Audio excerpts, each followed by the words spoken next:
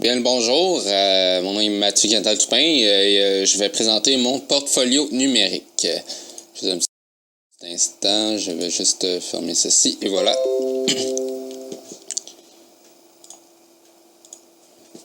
Premièrement, j'aimerais parler de mon apprentissage dans le cours, animation d'activités de loisirs.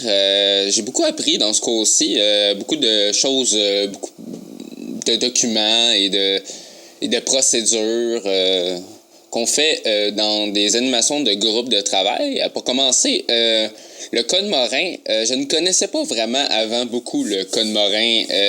J'en avais vu un peu en politique, mais on n'avait pas encore abordé le sujet. Et on l'utilisait pendant les réunions du conseil étudiant au secondaire, dans les conseils d'établissement, mais j'avais pas vraiment porté attention.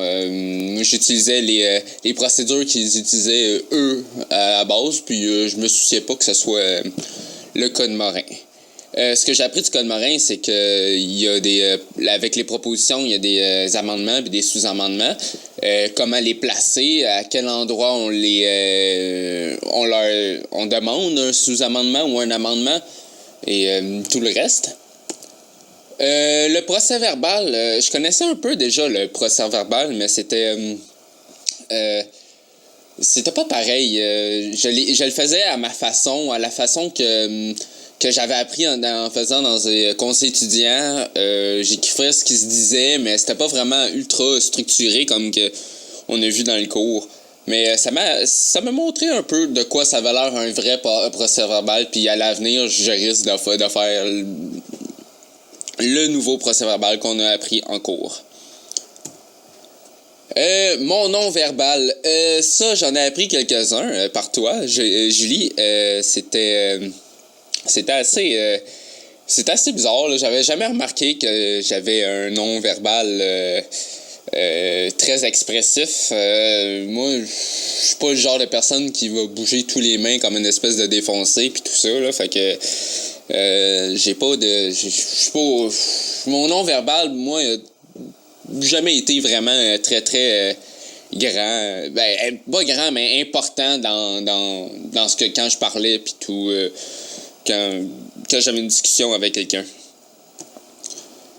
Un bon animateur. J'animais pas vraiment avant. J'étais secrétaire. C'était même pas le président qui animait. Il y avait un animateur désigné dans le conseil étudiant. En fait, c'était toujours l'AFSEC, la personne qui s'occupait du conseil étudiant qui faisait le rôle de l'animateur. Et dans le conseil d'établissement, c'était le directeur de l'école. Alors,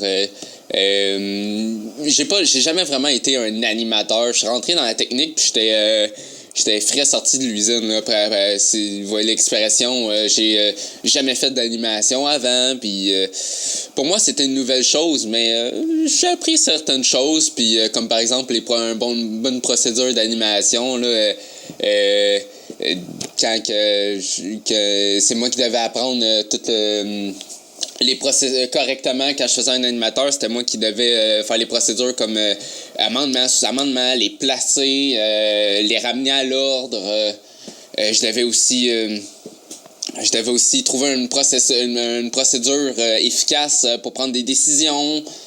Comme par exemple l'entonnoir, prendre à place de s'obstiner sur un paquet d'affaires en même temps, on va y aller une chose à la fois, mais sans obstination. C'est des propositions, puis après qu'on va parler là-dessus, allons étape par étape.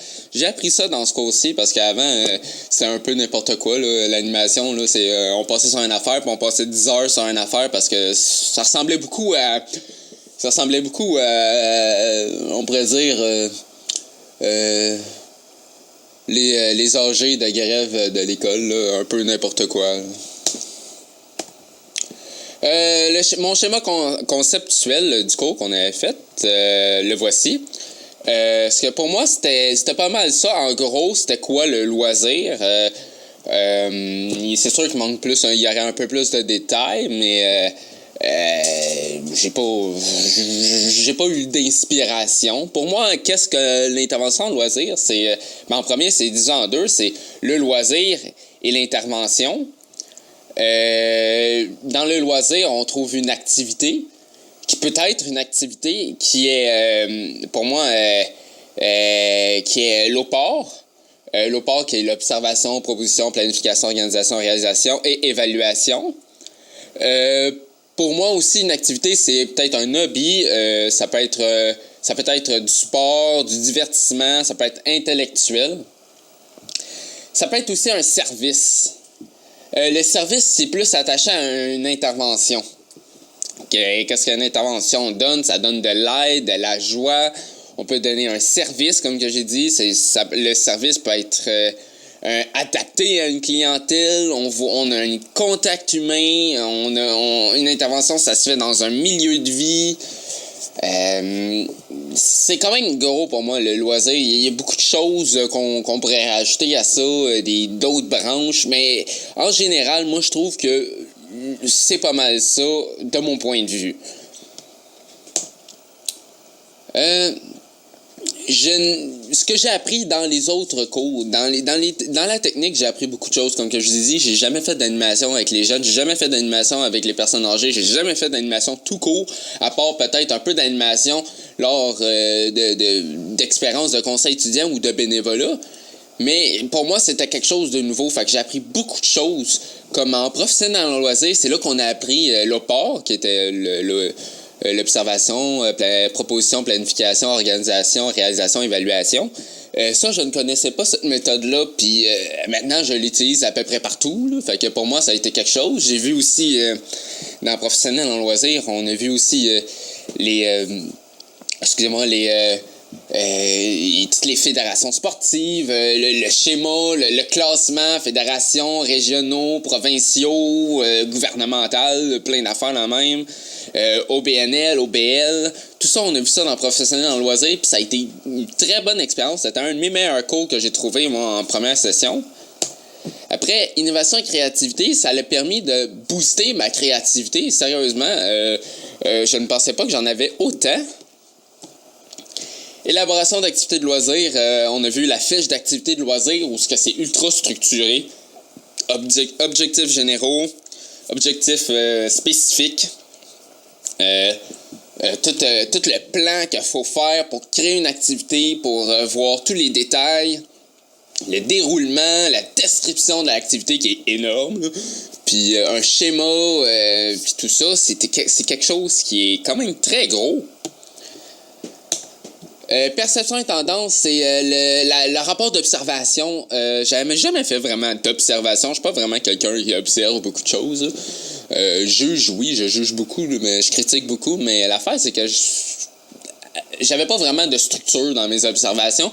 Puis, avec le rapport d'observation, ça me permet de mieux, pas juger, mais critiquer que ça peut être bon, une bonne critique ou une mauvaise critique sur une activité, sur à peu près n'importe quoi, même un organisme où on fait un rapport d'observation, ça me permet de tout structurer ce que j'ai à apprendre de cet organisme et à ce que j'interprète de l'organisme ou de l'activité.